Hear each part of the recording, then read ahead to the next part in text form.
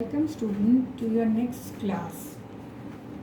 This is in continuation with your first class where we had studied about differentiation. पहली class में हमने differentiation के बारे में पढ़ा था और हमने पढ़ा था कि डिफरेंशिएशन के 3 स्टेप्स होते हैं. उसमें जो सेकंड स्टेप था जो कि स्पेसिफिकेशन था वो हमारा सबसे इम्पोर्टेंट स्टेप था. हमारा फर्स्ट स्टेप कमिटमेंट, फिर स्पेसिफिकेशन और फिर डिटर्मिनेशन. ये तीनों स्टेप्स मिलके डिफरेंशिएशन को करते हैं कंप्लीट. जो सेकंड स्टेप था स्पेसिफिकेशन, उसमें हमने पढ़ा वो 3 टाइप्स का होता है: conditional specification, autonomous specification and syncytial specification. Conditional specification सबसे इम्पोर्टेंट है क्योंकि ये वर्टिब्रेट्स में होता है. अब कंडीशनल स्पेसिफिकेशन के लिए हमने पढ़ा कि सेल के बाहर का एनवायरनमेंट जो होता है और सेल की पोजीशन जो होती है वो बहुत मायने रखती है.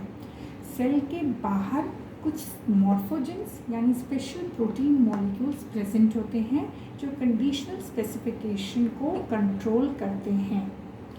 तो morphogens student special protein molecules हैं which are present outside the cell, that is in the external environment.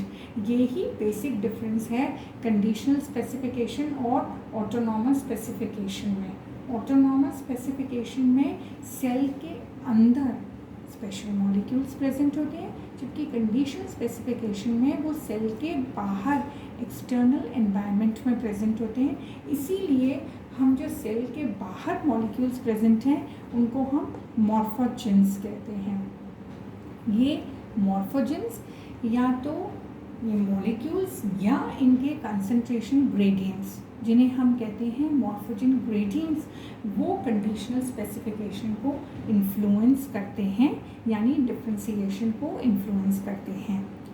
Minded students, ये जो मॉर्फोजेंस होते हैं इनको हम कैडहेरेंस भी कहते हैं.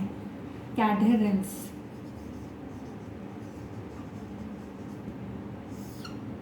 Calcium based molecules, calcium based molecules cadherins होते हैं जो कि डिफरेंशिएशन, कंडीशनल डिफरेंशिएशन को इन्फ्लुएंस करते हैं.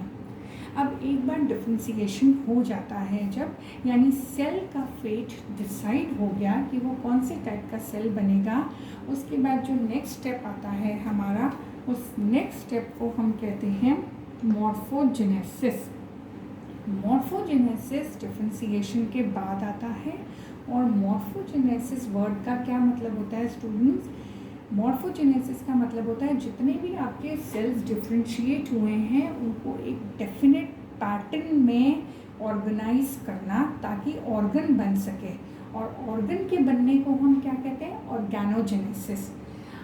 M I very clear student कि डेवलपमेंटल बायोलॉजी जो आप पढ़ रहे हैं उसका जो फर्स्ट स्टेप हमने देखा वो था मल्टी सेल्युलरिटी कैसे आती है. यानी जो जाइगोट बना फर्टिलाइजेशन के बाद, वो जाइगोट आपका सिंगल सेल था, वो जाइगोट एक मल्टी सेल्युलर कैसे बना हमें पता है. क्लीवेज में वो मल्टी सेल्युलर बनता है और जब वो मल्टी सेल्युलरिटी आ गई तो उससे फिर एक पर्टिकुलर सेल का फेट कैसे डिसाइड हुआ, उसमें डिफरेंशिएशन हमने पढ़ा. डिफरेंशिएशन यानी सेल जब डिफरेंशिएट हो गए तो फिर वो मॉर्फोजेनेसिस करके एक डेफिनेट पैटर्न में ऑर्गेनाइज होते हैं. जब भी मॉर्फोजेनेसिस होता है तो उसमें आता है सेल सेल कम्युनिकेशन. यानी जब भी मॉर्फोजेनेसिस होगा, जो डिफरेंशिएटेड सेल्स हैं जिनका एक पर्टिकुलर पैटर्न बनेगा, उसके बाद मॉर्फोजेनेसिस में हम कहते हैं आता है cell cell communication. Cell cell communication को आपके सिलेबस में proximate tissue interaction, cell cell communication को स्टूडेंट्स आपके पेपर में प्रॉक्सिमेट टिश्यू इंटरैक्शन वर्ड दिया गया है. यानी सेल सेल इंटरैक्शन जो होता है वो डिफरेंशिएशन स्टेप में वो भी कंडीशनल स्पेसिफिकेशन में होता है. ऑटोनॉमस स्पेसिफिकेशन में वो भी नहीं होता जो इनवर्टिब्रेट्स में होता है. और सेल सेल कम्युनिकेशन होता है वो प्रॉक्सिमेट टिश्यू इंटरैक्शन से हम कहते हैं, वो होता है आपकी जब सेल्स में मॉर्फोजेनेसिस हो, यानी जो डिफरेंशिएटेड सेल्स हैं when they are organised into a particular pattern. Am I very clear, student? So what does the word proximate tissue interaction means? Proximate tissue interaction means that after the cells have been differentiated, they will undergo the next step of developmental biology, that is morphogenesis. In morphogenesis, a definite pattern of differentiated cells occurs, and this pattern is known as morphogenesis. Now, proximate tissue interaction or cell-cell communication is of two types. Proximate tissue interaction or cell-cell communication is of two types. The first type is known as inductive interaction, and the second type is known as permissive interaction. The first type is inductive interaction and the second is permissive interaction. Before studying these two types, you have to very well understand that in proximate tissue interaction, क्योंकि cell के बीच में communication हो रहा है तो आपके पास two group of sales होने चाहिए। जो फर्स्ट ग्रुप ऑफ सेल्स हैं प्रॉक्सिमेट टिश्यू इंटरैक्शन के, जो फर्स्ट ग्रुप ऑफ सेल्स हैं उनको हम कहते हैं इंड्यूसर्स। जो इंड्यूसर सेल होता है वो एक सिग्नल भेजता है। जो दूसरे ग्रुप ऑफ सेल्स होते हैं उनको हम कहते हैं रिस्पॉन्डर। जो रिस्पॉन्डर होता है वो इस सिग्नल को रिसीव करता है। तो प्रॉक्सिमेट टिश्यू इंटरैक्शन में आपके पास टू ग्रुप ऑफ सेल्स है। The first group is known as inducer and the second group is known as responder. Inducer ने एक सिग्नल भेजा जिसे रिस्पॉन्डर ने रिसीव किया। क्योंकि you have two group of cells तो आपके पास दो प्रोसेसेस, इसमें प्रॉक्सिमेट टिश्यू इंटरैक्शन के दो स्टेप्स हुए। फर्स्ट स्टेप हुआ इंडक्शन। इंडक्शन का मतलब है इंड्यूसर ने सिग्नल भेजा और क्योंकि इस सिग्नल को रिस्पॉन्डर ने रिसीव किया तो आपका दूसरा स्टेप हुआ कंपिटेंस।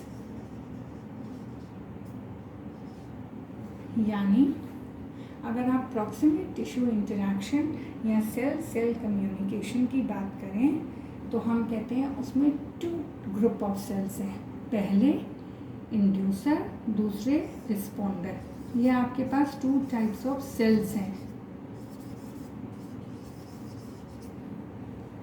और ये टू टाइप्स ऑफ सेल्स दो टाइप के प्रोसेसेस करते हैं, induction and competence.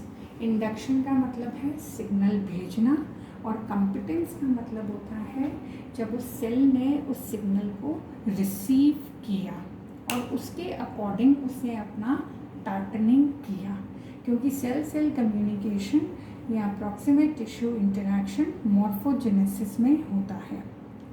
Based on these two types of cells and two steps that is induction and competence, हमारा जो प्रॉक्सिमेट टिश्यू इंटरैक्शन होता है वो दो टाइप का होता है, inductive interaction and permissive interaction.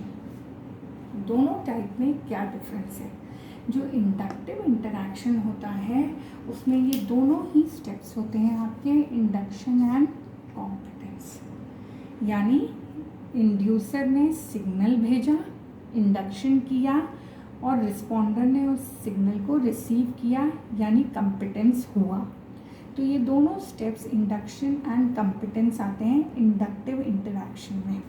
जबकि जो सेकंड इंटरैक्शन है परमिसिव इंटरैक्शन, इसमें आपके पास इंड्यूसर नहीं होता है, सेल के अंदर ही मॉलिक्यूल्स होते हैं। इसका मतलब सेल खुद ही कंपिटेंट है, वो खुद ही रिस्पॉन्ड करता है उन सिग्नल्स के लिए। दैट मीन्स परमिसिव इंटरैक्शन के लिए आपको इंड्यूसर की आवश्यकता नहीं होती है। परमिसिव इंटरैक्शन का अगर आप ह्यूमन बॉडी में बेस्ट एग्जाम्पल देखें तो ये वो टिश्यूज़ हैं जिनको फिब्रोनेक्टिन की एक सबस्ट्रेट फिब्रोनेक्टिन की ज़रूरत होती है। जहाँ पे इनको ये सबस्ट्रेट के तौर पे फिब्रोनेक्टिन मिलता है, सेल को या टिश्यू को इंड्यूसर की ज़रूरत नहीं होती है और वो अपने आप पैटर्निंग शुरू कर देते हैं।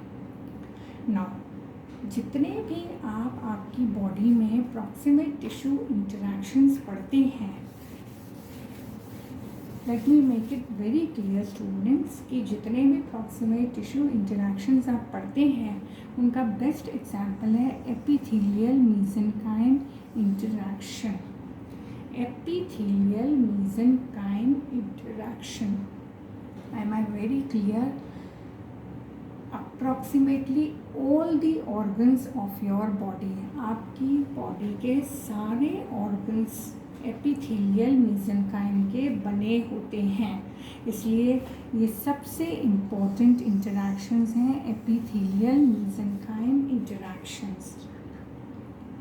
M I very clear students कि आपकी बॉडी के सारे ऑर्गन्स में एपिथेलिया और मेसेनकाइम होता है। Now what do you mean by the word epithelia? Epithelia का मतलब होता है वो सेल्स जो किसी भी जर्म लेयर से बन सकते हैं। आपकी बॉडी में 3 जर्म लेयर्स होती हैं, एक्टोडर्म, मेसोडर्म, एंडोडर्म। एपिथेलिया का मतलब है वो सेल्स जो किसी भी जर्म लेयर से बनते हैं और कनेक्टेड हैं आपस में, यानी जो कनेक्टेड सेल्स होते हैं आपकी बॉडी के एपिथेलिया सेल्स होते हैं जो किसी भी जर्म लेयर से बने। और मेसेनकाइम का क्या मतलब होता है? Loose cells. Loose cells, am I very clear? Epithelia तो कनेक्टेड सेल्स हैं, मेसेनकाइम जो होते हैं वो लूज सेल्स होते हैं और केवल मेसोडर्म से बने होते हैं। तो हर एक ऑर्गन में क्योंकि ये एपिथेलिया मेसेनकाइम होता है तो ये बेस्ट एग्जाम्पल हैं एपिथेलिया मेसेनकाइम इंटरैक्शन, जो कि आप प्रॉक्सिमेट टिश्यू इंटरैक्शन में पढ़ेंगे। Am I very clear? Epithelia और मेसेनकाइम में क्या डिफरेंस होता है?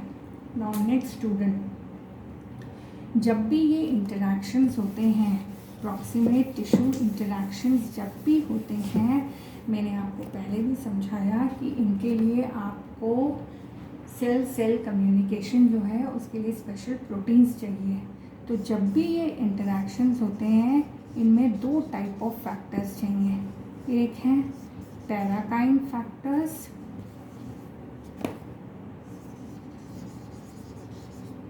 और एक होते हैं जक्स्टाक्राइन फैक्टर्स।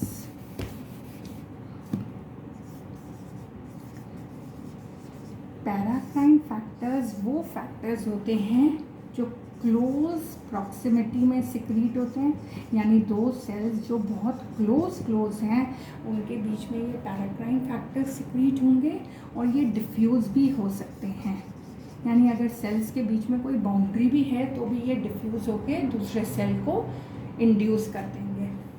जबकि जक्स्टाक्राइन फैक्टर्स जो होते हैं इनके बीच में फिज़िकल कांटेक्ट होना बहुत ज़रूरी होता है। ये मेन डिफरेंस है। हमने पहले पढ़ा कि प्रॉक्सिमेट टिश्यू इंटरैक्शन क्या होता है और उसमें हमको 2 टाइप ऑफ सेल्स चाहिए। अब क्योंकि सेल्स हैं, कुछ फैक्टर्स सिक्रीट हो रहे हैं, तभी इंटरैक्शन हो रहा है। अब हम बता रहे हैं कि ये फैक्टर्स कैसे होते हैं आपकी बॉडी में। 2 टाइप ऑफ फैक्टर्स होते हैं, पैराकाइन और जक्स्टाक्राइन। पैराकाइन फैक्टर्स जो होते हैं वो क्लोज प्रॉक्सिमिटी में सिक्रीट होते हैं और दूसरा ये डिफ्यूज़ भी हो सकता है। जबकि जक्स्टाक्राइन फैक्टर्स के लिए आपको क्लोज कांटेक्ट या फिजिकल कांटेक्ट होना ज़रूरी है। अब आपकी बॉडी में पैराकाइन फैक्टर्स के एग्जाम्पल हैं FGF fibroblast growth factor, WNT, hedgehog, ये एग्जाम्पल्स हैं पैराकाइन फैक्टर्स के। जबकि जक्स्टाक्राइन फैक्टर्स जो हैं उनके एग्जाम्पल्स हैं नॉच फैमिली के जितने भी प्रोटीन्स आते हैं। स्टूडेंट्स, इस पूरे लेक्चर का PDF आपके व्हाट्सएप ग्रुप में अपलोड कर दिया गया है इस लेक्चर को देखने के बाद आप वो PDF को भी स्टडी कीजिए ताकि आपको और कॉन्सेप्ट्स क्लियर हो जाएं। तो फर्स्ट स्टेप डिफरेंशिएशन के बाद आज हमने स्टडी किया है सेकंड स्टेप जो कि था मॉर्फोजेनेसिस। और इस मॉर्फोजेनेसिस में कैसे होता है ये मॉर्फोजेनेसिस? प्रॉक्सिमेट टिश्यू इंटरैक्शन से। प्रॉक्सिमेट टिश्यू इंटरैक्शन के लिए आपको कौन से 2 टाइप्स ऑफ सेल्स चाहिए, कितने टाइप का होता है प्रॉक्सिमेट टिश्यू इंटरैक्शन, और ये 2 टाइप ऑफ सेल्स कौन से फैक्टर्स सिक्रीट करते हैं वो मैंने आपको आज समझाया है। नेक्स्ट क्लास में हम इसी का ही कंटिन्यूएशन लेक्चर आगे देखेंगे।